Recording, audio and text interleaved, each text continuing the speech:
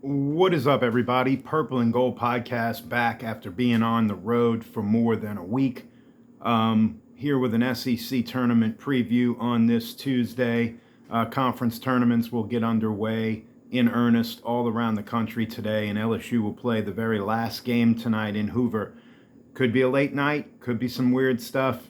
LSU does their best work sometimes late into the evening here in recent memory. LSU ended up 29-27, 9-21 in the SEC. They are the 14 seed.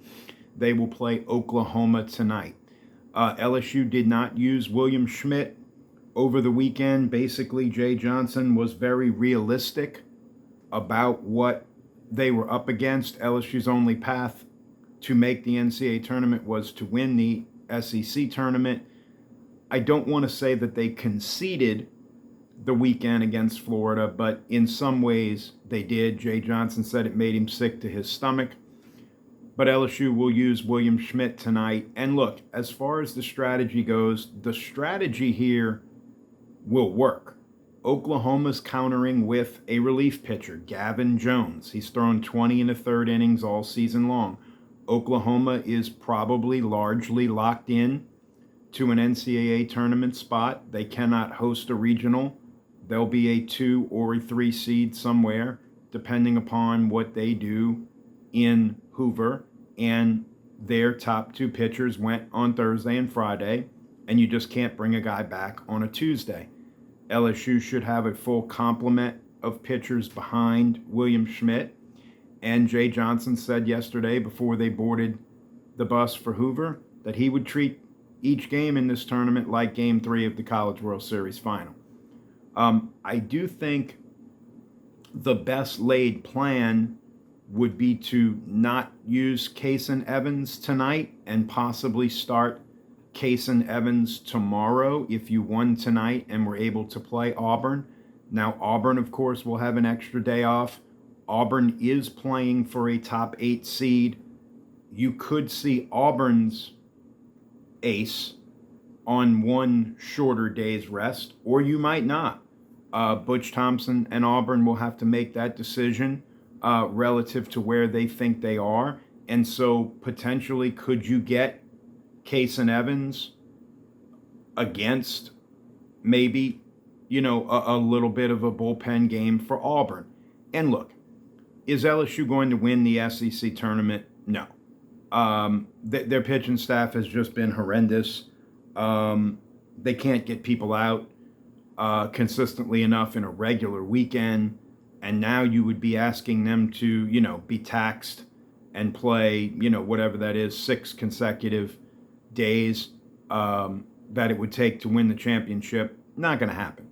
But, you got to try, and you can't get to Wednesday if you don't win tonight. You can't get to Thursday if you don't win tomorrow. You get it. And so I think the strategy here is, let's see if we can't win tonight. Let's see if we maybe couldn't get a little bit of a sleepwalking Auburn team tomorrow. And you get to Thursday and see if something weird happens, right? Reagan Ricken did have a nice outing out of the bullpen over the weekend. We have seen Marcos Paz have a good outing against a bad SEC team in South Carolina. We know what Kason Evans can do. We know what Gavin Guidry can do. We've seen Devin Sheeran extend at times on a weekend. And look, a lot of these guys have limped to the finish. I don't think, maybe other than Reagan Ricken, I don't think you look at any of LSU's pitchers and go, man, this guy's hot. This guy could, you don't see that, right? But I think the strategy is get to the back end of the week.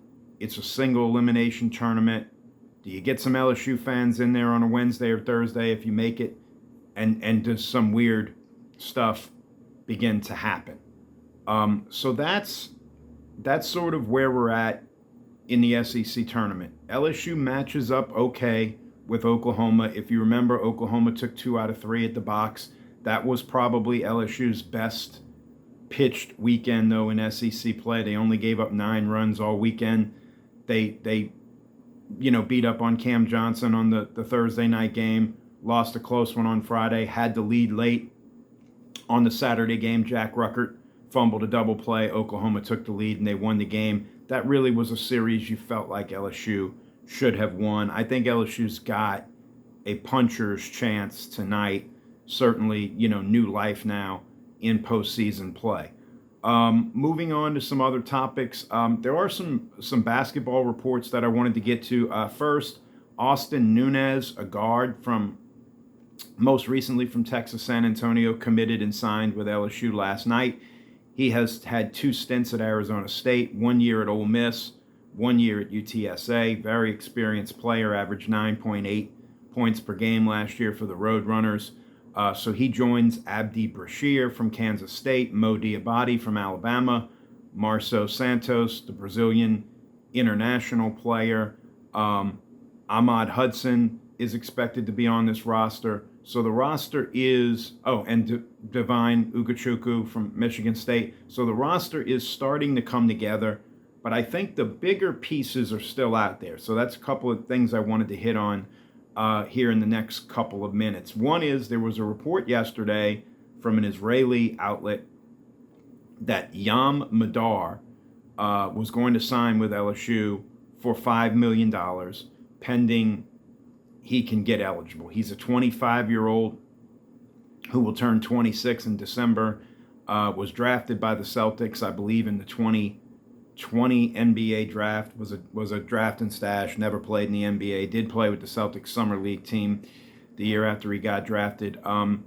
Allegedly, this would be the last year that a player like Madar would be eligible, but through military service and other avenues, there is a belief that he could become eligible and he will join LSU's basketball team. He's a great three-point shooter. He can score. Obviously, he's an older player. He's a professional. I don't know about the $5 million. We could talk about that separately. Some of these international reports, the numbers I think are inflated. Bryce Dessert, who's a French center, he is somebody that has been closely linked to LSU. They've thrown some high numbers out there. There were reports that LSU offered Jean Montero, who's one of the best international players around, $7 million. He turned that down. Again, I don't think you could actually offer him $7 million you can't offer him $7 million in rev share. There's not enough. They would be trying to convince these guys that that's what their NIL value would be. And I think these international outlets take those numbers and run with it. But Will Wade is about halfway home to a roster, but I do think some of the bigger international dominoes will start to fall here soon. And then I wanted to also talk about Lane Kiffin and the Vanity Fair interview a little bit, since I was out of pocket last week when all this stuff broke. And for those who don't know, Lane Kiffin did a photo shoot and an interview with Vanity Fair, and over a long 4-hour interview, which was obviously transcribed for the magazine, and I'm paraphrasing here, he was basically asked what's the differences recruiting at LSU versus Ole Miss. And Lane said point blank that some parents and grandparents of African American players expressed concerns, if not outright rejection, of sending their son or grandson to Oxford, Mississippi with the Confederate flag imagery, the Colonel Reb stuff, and all of that sort of thing. And this, of course, has been met with an extreme amount of backlash by those in the media. People like Tim Brando and others really went on podcasts and sort of blasted Lane for a lowest common denominator type of an answer, and for stirring up things that, go back to, the Jim Crow South, and really maybe making this a bit more not about football than maybe it should have been. Lane gave an apology of sorts to On3. I think what happened here is a fairly simple explanation. I don't think Lane Kiffin was universally saying every African American player's family told me this. I think it happened. I think it happened some. I don't think it happened often. And I think the diversity and some of the things that he mentioned at LSU, he has found to be better. Now, look, I don't think anybody would tell you that Louisiana is a cultural renaissance of any sort racially compared to Mississippi, but in Lane's experience in Baton Rouge and Lane's experience recruiting the transfer portal roster, Lane Kiffin said the diversity at LSU, the nature of the way everyone was treated at LSU, he has not run into that. All right, that's his experience, right? And this guy was the coach at Ole Miss, and he's the coach at LSU now. You know, he's qualified to say it. Ed Orgeron chimed in. He basically said, yes, same thing. And of course, when Ed Orgeron coached there, that was when they were still maybe leaning more into the Colonel Reb stuff. And, you know, people in the stands had more of the Confederate flag imagery. I know they've sort of tried to get away from that. Their mascot's a land shark and other things and whatever. But I mean, it is still Ole Miss. It is still the Rebels. Like, there is a lot of, I don't know if you want to call it Civil War Confederate imagery. And I know that that's not what anyone currently associated with the University of Mississippi is touting. And I'm all for the history and tradition. I'm not here to advocate that Ole Miss should change their name or, you know, not be called Ole Miss or anything like that. But I just think it's a piece of something that if you're the coach at Ole Miss, you probably occasionally have to address that, right? And it's no different than, you know, if you were the coach somewhere else and there was a scandal when LSU had some of the Title IX stuff, right? I'm sure that coaches on campus of female sports had to address concerns that parents and grandparents had about sending their daughters to LSU during that period of time, right? So I think much ado about, not nothing, but much ado about, this is who Lane Kiffin is. He's going to kick up a hornet's nest every now and then. He's going to be honest. This wide-ranging 4-hour interview that he gave to Vanity Fair, if you talk to Lane for that long, you're probably going to get something, and they got something good, and they sort of ran with it.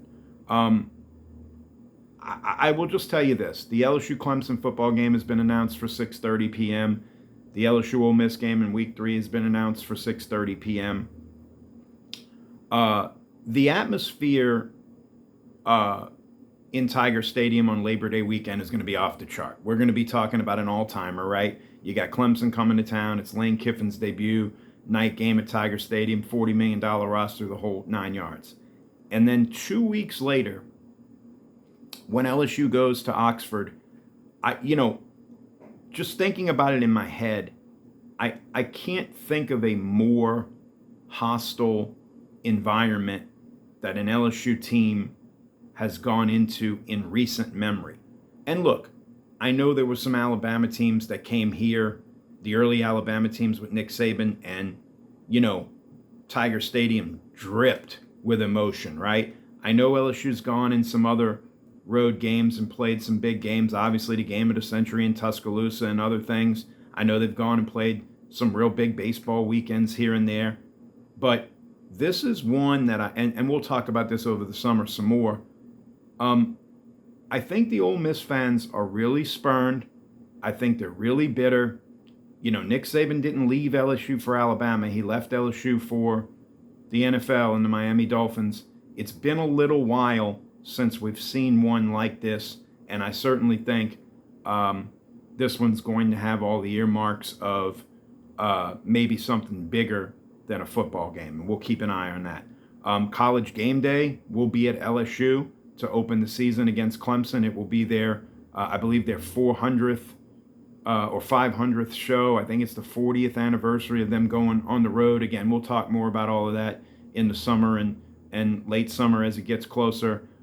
Good to be back in the saddle with all of you. Please like and subscribe. I've gotten some new subscribers lately. Thank you to everyone who has subscribed to the channel. Follow me on X at RobG1124. Always be good to one another. Always boot up. And always, always, always Go Tigers.